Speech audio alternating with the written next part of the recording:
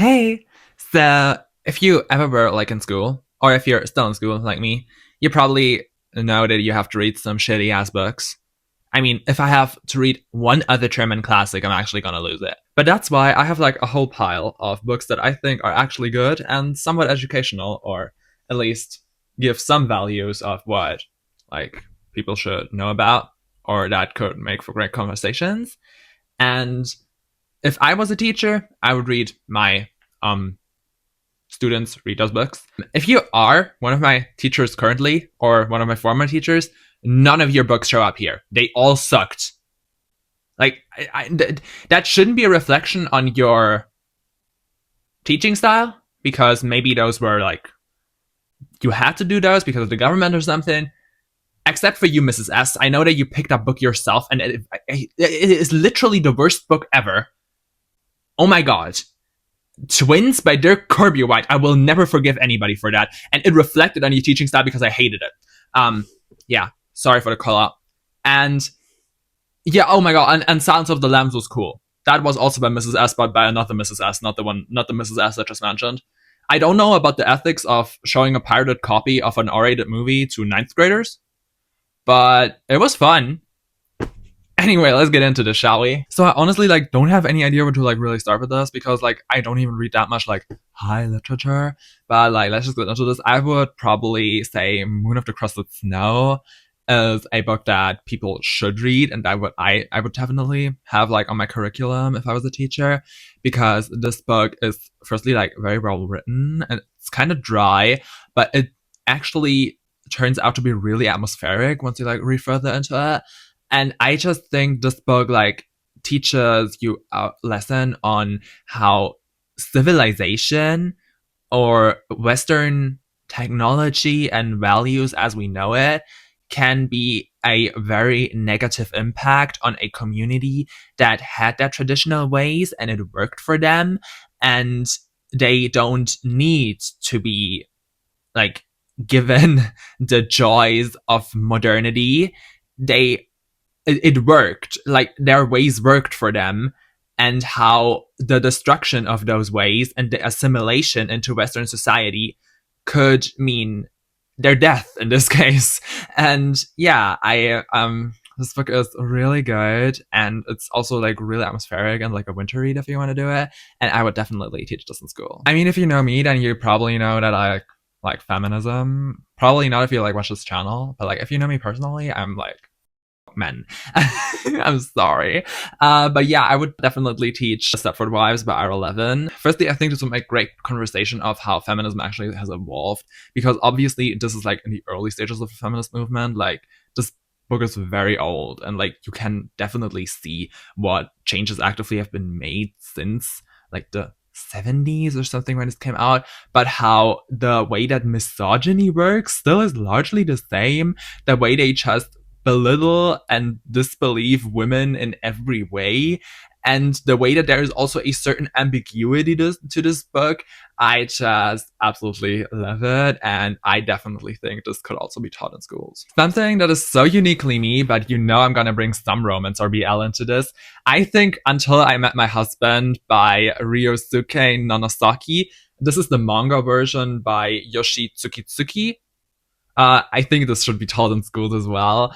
I mean, this is kind of unhinged, but like not really, because this is the manga version. It's very readable. I won't ask people my age to read a nonfiction book, because these people already read very little as is, and this would just be very readable in and of itself. And also, I think this would make great conversation, and that this really dives into like the inequality of marriage, especially in this case in Japan, because this is a case about technically the first gay marriage in Japan, but like it was kind of still like a loophole, because like actual marriage, I don't know if it's actually like legal now, but at the point of this publishing still wasn't legal, and so it could like provoke conversations about marriage equality. This also like wouldn't be inappropriate for a school because it is like romantic, but there aren't like any smut scenes in here. So I'm not advocating for smut books in school. I'm not doing that. But yeah, I just love this book to death, and I definitely think this could be great as well. I also know that I'm like known for like not liking classics that much, but I know that it's also like kind of important to like teach people about like older literature. So I have like some books here that are classics that I would like actually like. And I mean, the first one is White Fang by Jack London. Obviously, this is like a children's book, kinda. It's like kind of YA, I think. So it's very easily readable, so that could count for something. Maybe you could like introduce it to like younger classes. But I don't know. This is obviously like a classic, and I just thought this was good. I don't know what conversation you would really have about it, but I mean, especially with like the books we had to read in like the lower classes, and mostly was just about like analyzing storytelling or just even like getting reading comprehension, because people lose reading comprehension nowadays. So I think this would be great as well. The other classic I have on here is Giovanni's Room by James Baldwin. This would probably be like a more difficult read, but I mean, obviously I have to bring gay stuff into everything, and we already had the marriage equality book, but I really like this. I don't love it as much as I did some of the other books on here, but it's still like four stars for me. And yeah, this is just a very sad story. And oh my god, like I didn't like everything about this book. It's very of the time, but especially in like regards to trans people, I just didn't like the portrayal of them in this book. But still, it's so good. It just shows this man, and he kind of has like this internalized homophobia, and he's in Paris, and he begins this like affair with this man, and like it's just the spiraling. And yeah, I mean, it's another classic I like. And when we introduce younger people, oh my god, how the hell did I just talk about younger people as if I wasn't young myself? Oh my god, that was the most hello fellow kids way ever. Oh my god. But if I should recommend like classic books, I would recommend this one. I'm sorry that I like don't know how to talk about it, but yeah, it is very good, and I think you should read it. So I have two other classics here that I didn't really like as much, but I think they would still be good. And for as many classics as like I, for example, have to read in school, I like know that I like need to put a few more on here. I don't can we honestly like have a conversation why do we need to read so many classics in school? Like, why can we not just like read modern books as well? Like, I like, please, like, it's not. It is important to read classics, okay? I'm not saying no, but like just a few modern books, and like the modern books we read were dog shit. Like, I'm sorry, but like again, Twins by Dirk Cornwell. I am like, the school system is horrid, and like, no, I'm not living in the US, so probably would be even worse there. But still, I get that, okay? But the other classic I have is Carmilla. Obviously, like, this is lesbian vampires, and probably like one of the oldest books I have read. No, I think Wuthering Heights is older. No, I think this is older than Wuthering Heights, actually. But yeah, I didn't love this, but it's short, and that always counts for like school literature, because nobody even reads the short books. So, and like, no case you could ever recommend like a long book, because nobody will actually read it ever. And so yeah, this could be good. And like, it's like, you could analyze probably like the writing style of like the gothic shit and stuff.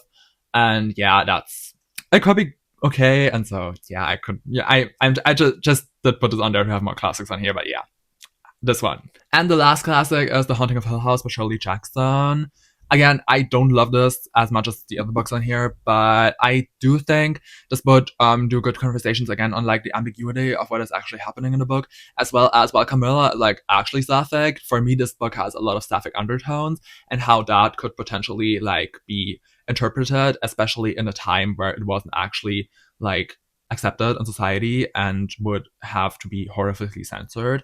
And this book, like how it got around that, and like I don't even know if it's actually sapphic. For me, that's just sapphic undertones, and everything that has like undertones and metaphors always is like a good conversation starter, especially when you have analyzed literature in school. So I would put this on there as well.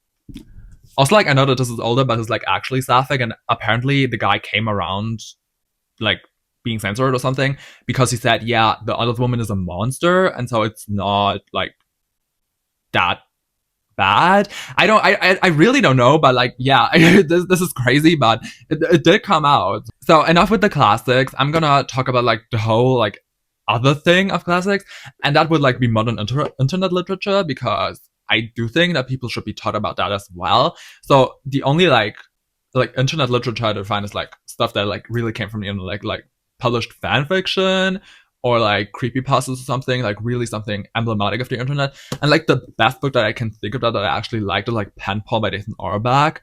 I just really love this, and again, it would be emblematic of the style since this is a Reddit story that was eventually like edited and published into a full novel. So I would put that on there as well, just to be like modern in air quotes. I know this book is like already like also like old, not that old, but it's not new anymore. But yeah, I would put that on there as well. And for the last thing I have, except for if I still find any things, I do have Human Acts by Hong Kong on here. I do think that this should be put on here because I do think that this is an important book. Did I understand everything? No, but you could analyze this very much, and that's always like good for literature that you have to read in school. And yeah, it's just a great read and like a harrowing read if you consider how this really deals with the violence that a government can do to its people. I mean, this deals kind of with civil war and like an uprising of like the working class, and yeah, it's really important, and I just think everybody should read it. And if I have to if I like could force it on somebody, and like they would have to read not one of my like favorite books, which would probably be some werewolf romance or like a horror book, but if I would have to recommend somebody something that actually could be like intellectually stimulating to them, I would recommend this book. So I put that on there as well. Anyway, so this was like really short, and like these are not even like my favorite books, but I really liked most of them except for like Camilla and The Haunting of Hill House. And this was just like books that I thought were like important, and like also, why did I make this video? I don't know, because I just needed something to film, okay? And I thought this was cool. And this is, if I had to recommend somebody like my actually favorite books, if I had to like, if someone just like said, oh my god, recommend a book to me, I would recommend something very different. But I think these are important. And I actually like do think that there should be a change of what people like read in school, because everything I've ever read like was totally bad, except for Silence of the Lambs. But like, yeah, this wasn't like really a great decision to read that in school. Like, I don't know who made that. But yeah, I mean, what do you think of this? Also, I don't know if I ever like mentioned that. Maybe I cut it, or if I mentioned it at the start of this video.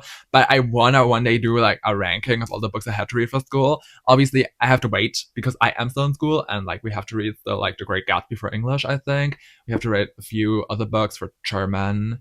I hate this one with the broken pot. Like Heinrich von Kleist really shit the bed on this one, because oh my god, no, what the hell? And yeah, obviously there's also Faust, which is horrible, but yeah, I won't even get into that. I will make a ranking video once I am finished with school, and like then we can see how many 1 stars I got out of there. But yeah, what did you have to read for school? Do you think any of these would actually like make for great conversations with like students or something? And I hope you enjoyed this video. Again, not great content, but I just don't really have ideas at the moment. If you have any ideas, tell me. And I hope I see you in another video. Bye!